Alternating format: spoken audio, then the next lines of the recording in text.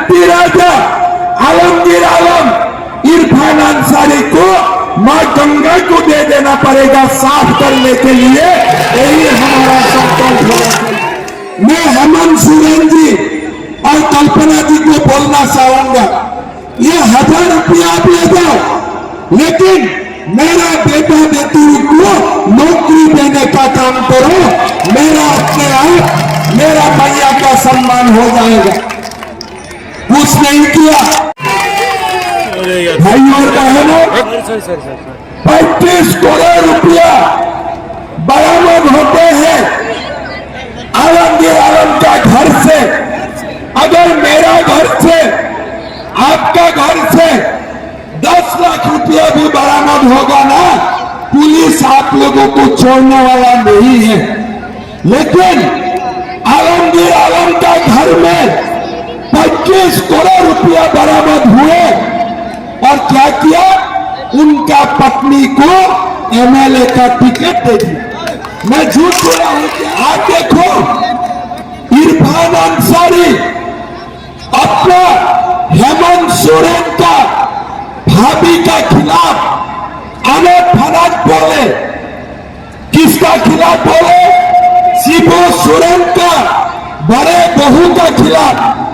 कौन बोले? इरफान अंसारी बोले। अगर अनंत ओझा बोलेगा, अगर हिमंत बिश्व शर्मा बोलेगा, हमको जेल जाना पड़ेगा। लेकिन इरफान अंसारी ने बोला कुछ नहीं होगा, बोलते जाओ और तो सब बोलो। संथाल परगना में हिंदू की आबादी थे 23 लाख और मुसलमान की आबादी थे 10 लाख। मतलब 90% कौन थे? हिंदू थे। 9% कौन थे? मुसलमान थे। 2011 में आदिवासियों का परसेंटेज 44% थे, कम होके 28% हुए। 90 से हिंदुओं का परसेंटेज भाग के 67% हुए। भाई और बहनों, संथाल परगना के बारे में आप लोग जानते हैं। आप लोग यहाँ रहते हो, संथाल परगना का हालत के बारे में आप लोग भले भांति जानते हो। चुनाव का प्रभारी होने के बाद मुझको पाकुड़ आने का मौका मिला। पहले मेरा मन में ये एक आइडिया था कि जो जेएमएम का सरकार है वो आदिवासी का सरकार है, कुछ भी होगा लेकिन आदिवासियों के लिए ये जेएमएम और हेमंत सोरेन सब कुछ करेगा। एक दिन पाकुड़ में हमारे हिंदुओं के ऊपर अत्याचार हुए, गोमांस काट के हिंदुओं का घर में रखा गया। तारानगर जगन्नाथ नगर से लोग भागना शुरू किए। मेरा आसाम में मुझको खबर मिले, मैंने निर्णय किया कि मैं एक बार पाकुड़ खुद आके देखूंगा।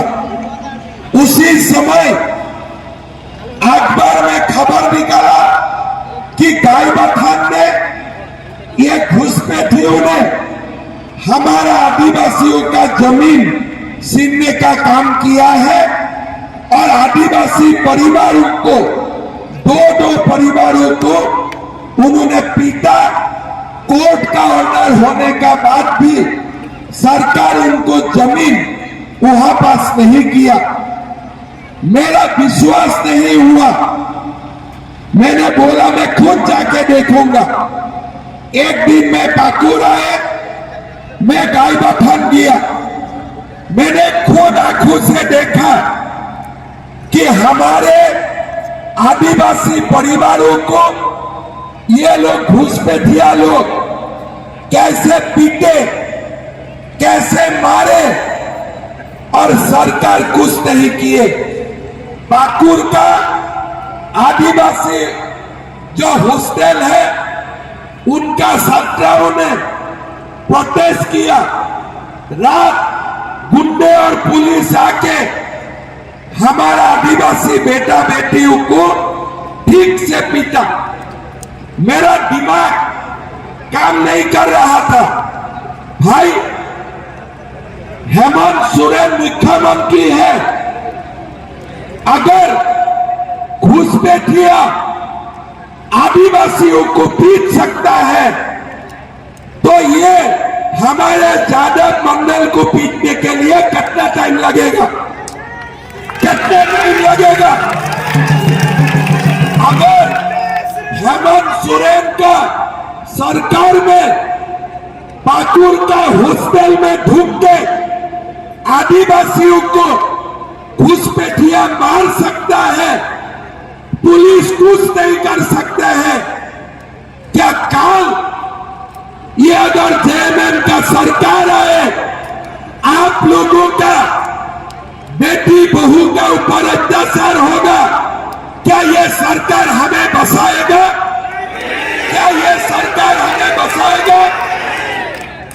ये बात मेरा दिमाग में आए तब मैंने देखा कि क्यों ये जेएमएम का सरकार, हमारा बात तो हमने छोड़ दिया। कोई ओबीसी, कोई राजपूत, कोई ब्राह्मण, कोई ओबीसी, कोई शेड्यूल कास्ट, कोई हमको न्याय नहीं मिलेगा, लेकिन आदिवासियों को न्याय क्यों नहीं मिला? फिर मैंने कागज देखा, हमारे जो संथाल परगना है, ये संथाल परगना में 1951 में 9% मुस्लिम हुआ करते हैं। आज भी हमारा सभा में कोई भी मुस्लिम भाई बहन होगा जो 1951 का सेंसस में भी उनका नाम है, उनको हम कभी घुसपैठिया नहीं बोलता हूं, लेकिन धीरे धीरे हमारे संथाल परगना में, मेरा भूल ना हो इसलिए मैं आपको बोलना चाहूंगा,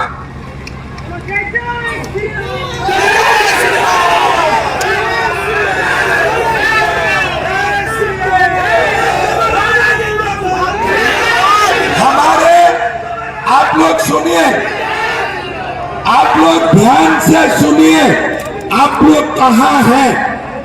संथाल परगना में 1951 में 23,22,000 हिंदू थे और उसी में आदिवासी का संख्या भी थे, 10 लाख आदिवासी थे। आज वो समय 1951 में मुसलमान आबादी कितना थे? खाली 2 लाख, खाली 2 लाख। हिंदू का आबादी कितना थे? 23 लाख। थोड़ा सा और दोबारा सुन लीजिए, 1951 में संथाल परगना में हिंदू का आबादी थे 23 लाख और मुसलमान का आबादी थे 10 लाख। मतलब 90% कौन थे? हिंदू थे। 9% कौन थे? मुसलमान थे। 2011 में आदिवासियों का परसेंटेज 51 में 44% थे, कम होके 28% हुए। 90 से हिंदुओं का परसेंटेज घट के 67% हुए और मुसलमान का आबादी 9% से जाके 22% हुए। साहिबगंज जिले में 1951 में 20% मुसलमान थे। आज हमारे 2011 में साहिबगंज जिला में मुसलमान 35% हुए। मतलब आधा होने से खाली 15% बाकी है।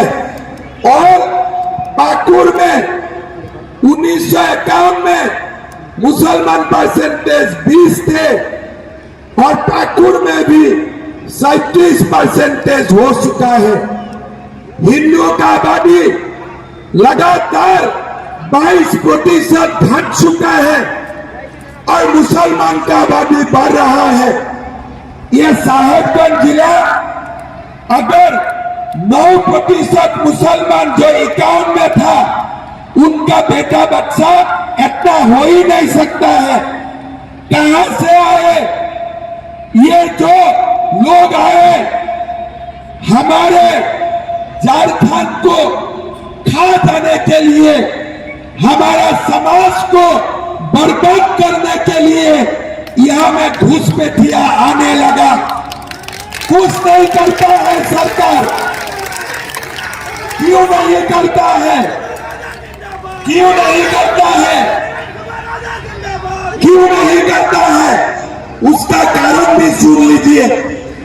अभी तक अनंत ओझा को वोट देना है, हिंदू एक साथ वोट नहीं देगा। किसी का गुस्सा है, किसी को अनंत ओझा ने टाटा बाय बाय नहीं किया, किसी को अनंत ओझा का चेहरा अच्छा नहीं लगते हैं, हम वोट बांट देगा। लेकिन ये घुसपैठिया एक एक वोट एमपी राजा को देगा, एक वोट वो लोग भी उधर उधर नहीं करेगा।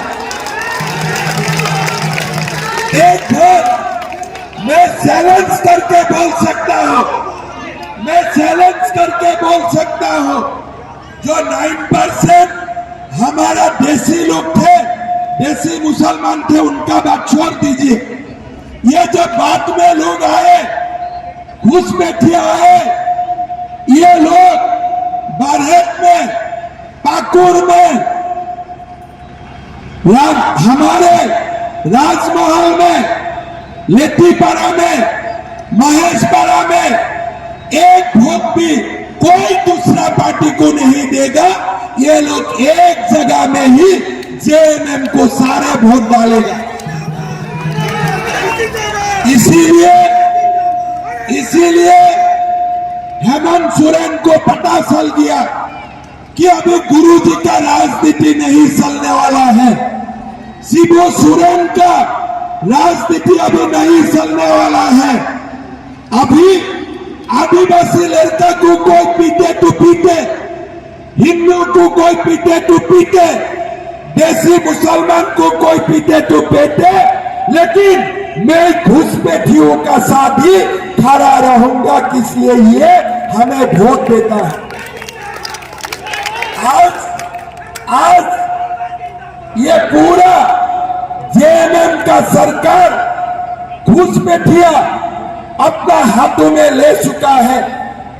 ये सरकार आलमगीर आलम, इरफान अंसारी, एमपी राजा ने अपना पॉकेट में लेके घूम रहा है। हमारा कोई अधिकार उसमें नहीं है, कोई अधिकार नहीं है।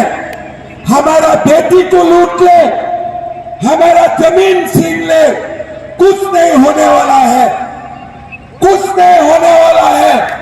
आप लोगों का कोई अधिकार नहीं है। ये सरकार आपका वोट नहीं चाहिए, उनको खाली घुसपैठिया का वोट चाहिए। क्या ऐसा समाज को हम स्वीकार करेगा? क्या ऐसा समाज को हम स्वीकार करेगा? हमारे रोटी, हमारे माटी, हमारा बेटी हमें ही बचाना पड़ेगा। यही समय का पुकार है। भाई और बहनों, 500 साल हिंदुओं ने तपस्या किया, 500 साल हमने सबको सहा, लेकिन हमने संकल्प लिए थे कि हम बाबर को हटा के राम मंदिर बनाऊंगा। और आज हमने बाबर को हटा के राम मंदिर बनाया। भाई और बहनों, अभी ये झारखंड को घूसपैठियों को मुक्त करवाने के लिए हमें इस चुनाव में ये एमपी राजा आलमगीर आलम इरफान अंसारी को मां गंगा को दे देना पड़ेगा साफ करने के लिए। यही हमारा संकल्प होना चाहिए। भाई और बहनों, 35 करोड़ रुपया बरामद होते हैं आलमगीर आलम का घर से। अगर मेरा घर से, आपका घर से 10 लाख रुपया भी बरामद होगा ना, पुलिस आप लोगों को छोड़ने वाला नहीं है। लेकिन आलमगीर आलम का घर में 25 करोड़ रुपया बरामद हुए और क्या किया, उनका पत्नी को एमएलए का टिकट दे दिया। मैं झूठ बोला हूं क्या? आप देखो, इरफान अंसारी अपना हेमंत सोरेन का भाभी का खिलाफ अनट फनट बोले। किसका खिलाफ बोले? शिबू सोरेन का बड़े बहू का खिलाफ। कौन बोले? इरफान अंसारी बोले। अगर अनंत ओझा बोलेगा, अगर हिमंत बिश्व शर्मा बोलेगा, हमको जेल जाना पड़ेगा। लेकिन इरफान अंसारी ने बोला कुछ नहीं होगा, बोलते जाओ और तो सब बोलो। ये समाज है, ये भारत। हिंदुओं ने 5000 साल से ये भारत मां को सेवा किया है। ये जो रामनवमी का यात्रा होते हैं, हमने शुरू नहीं किया। शायद ये रामनवमी का यात्रा बाबर ने भी बंद नहीं किए थे, औरंगजेब ने भी नहीं बंद किए थे। लेकिन आज झारखंड में रामनवमी का जुलूस निकालने में भी ये घुसपैठिया सरकार हमें इजाजत नहीं देते हैं। भाई और बहनों, आज दुर्गा मां का मूर्ति का विसर्जन देने नहीं देते हैं। मैं 1 सप्ताह पहले गढ़वा में थे, मुझको लोगों ने बताया कि गढ़वा में लोहागड्ढा में दुर्गा मां का मूर्ति को भी विसर्जन नहीं देने देते हैं। अरे हेमंत सोरेन जी, आप इतना बड़ा हो गया कि भगवान राम को भी टक्कर लेते हो और दुर्गा मां को भी टक्कर लेते हो। मैं आपको चैलेंज देता हूं, रामनवमी का जो प्रोसेशन आप बंद करते हो, दुर्गा मां का विसर्जन को बंद करते हो, मैं आपको खुलेआम चैलेंज देता हूं, एक बार मोहर्रम का प्रोसेशन बंद करके दिखाओ।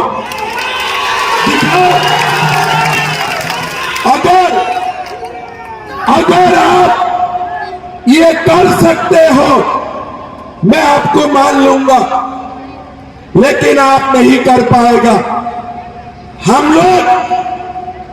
हम लोग भी मां का दूध पी के जन्म लिया हो।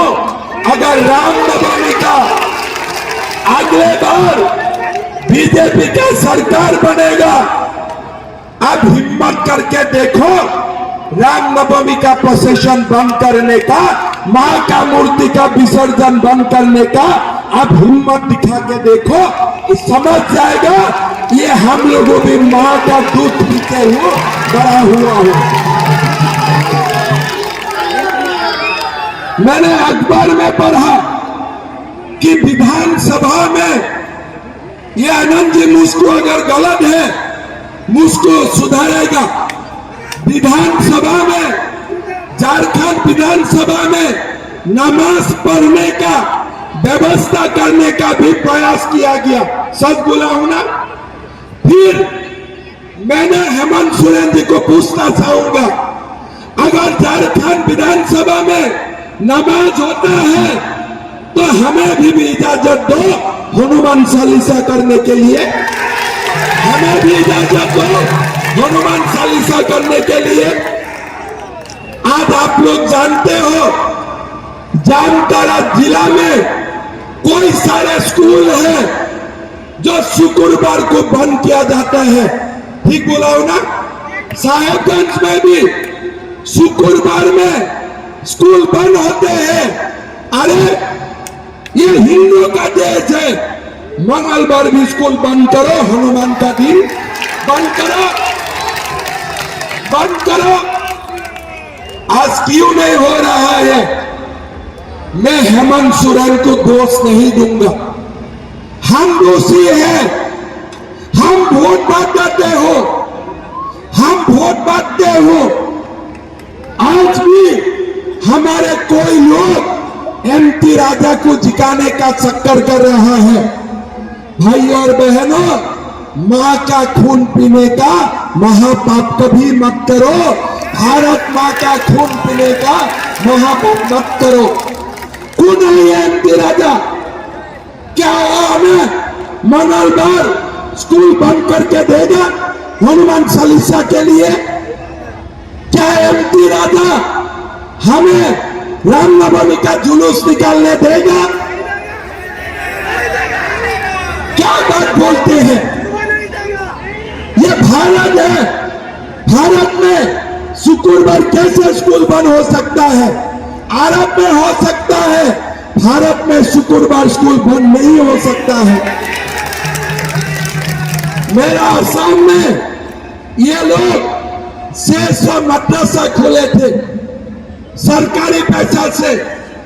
मैं सीएम हुआ, मैं बोला तनख्वाह नहीं मिलेगा। बोले क्या करना है, इरादा क्या है? मैं बोला मदरसा बंद करने का इरादा है। क्यों? मैं बोला देश को मुल्ला का जरूरत नहीं है, डॉक्टर इंजीनियर का जरूरत है। देश को डॉक्टर इंजीनियर का जरूरत है। बोले साहब हल्ला होगा। मैं बोला एक बार हल्ला करके दिखाओ, हम भी मां का दूध पी के मुख्यमंत्री हैं। कहां हल्ला किया? कौन सा हल्ला किया? 600 मदरसा मैं ओपन चैलेंज करके बंद कर दिया एक दिन में। काहे का हल्ला हुआ?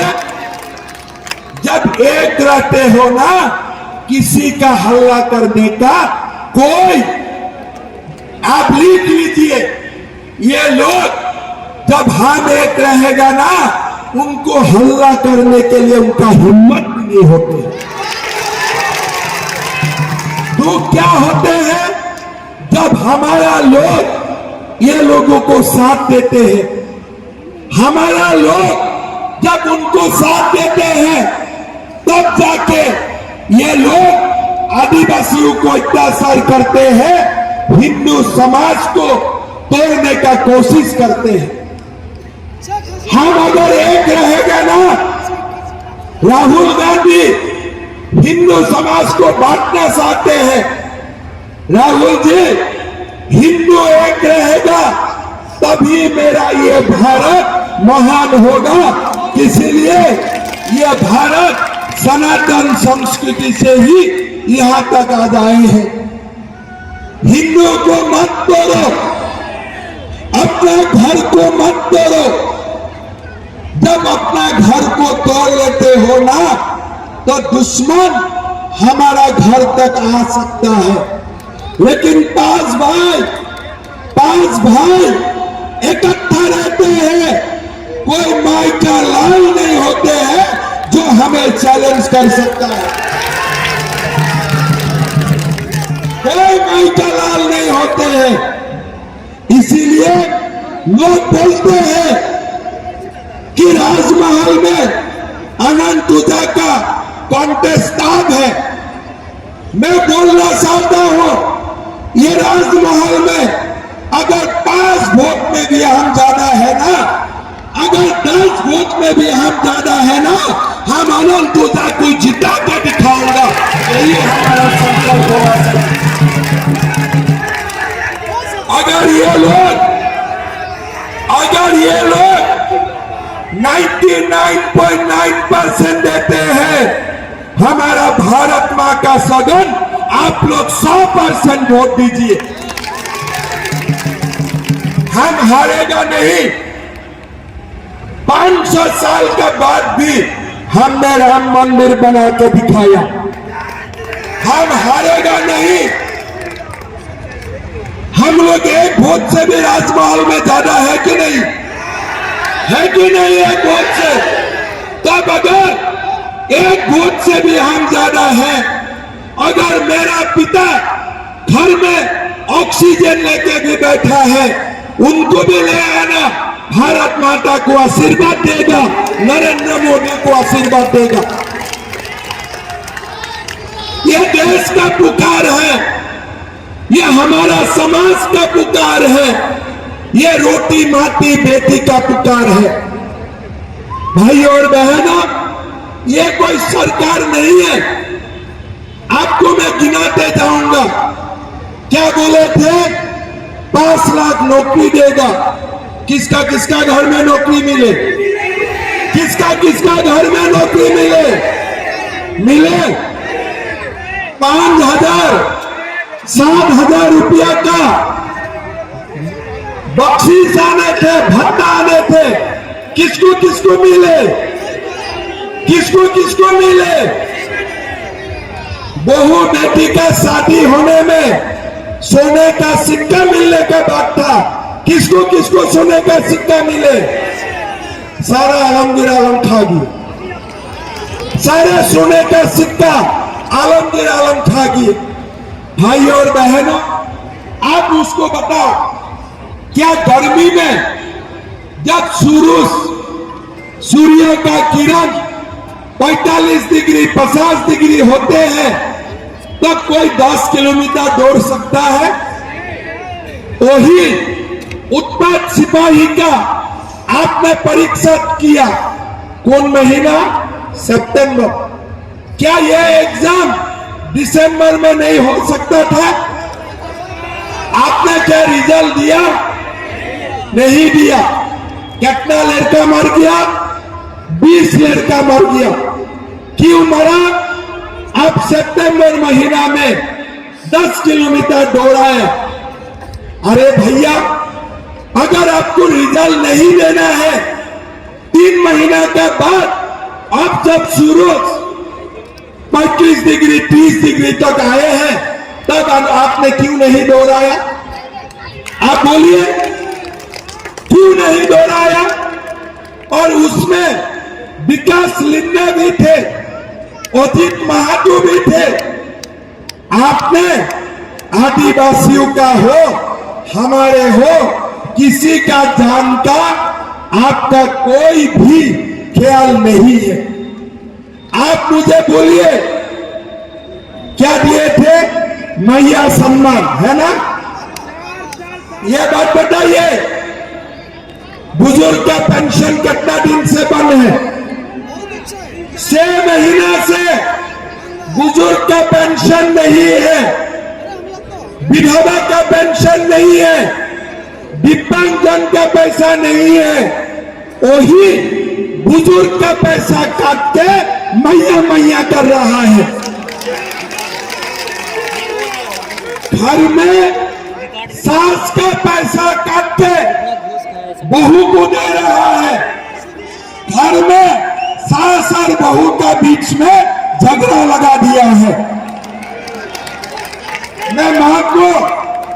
मैं मां को पूछना चाहूंगा, एक बात बोलिए, मेरा बेटा एमए पास किया, बीए पास किया, घर में बेटा का नौकरी नहीं है, रोजगार नहीं है, क्या कोई माता शांति से सो सकता है क्या? कोई माता शांति से सो सकता है क्या? मैं हेमंत सोरेन जी और कल्पना जी को बोलना चाहूंगा, ये 1000 रुपया आप ले जाओ, लेकिन मेरा बेटा बेटियों को नौकरी देने का काम करो। मेरा अपने आप मेरा मैया का सम्मान हो जाएगा। कुछ नहीं किया।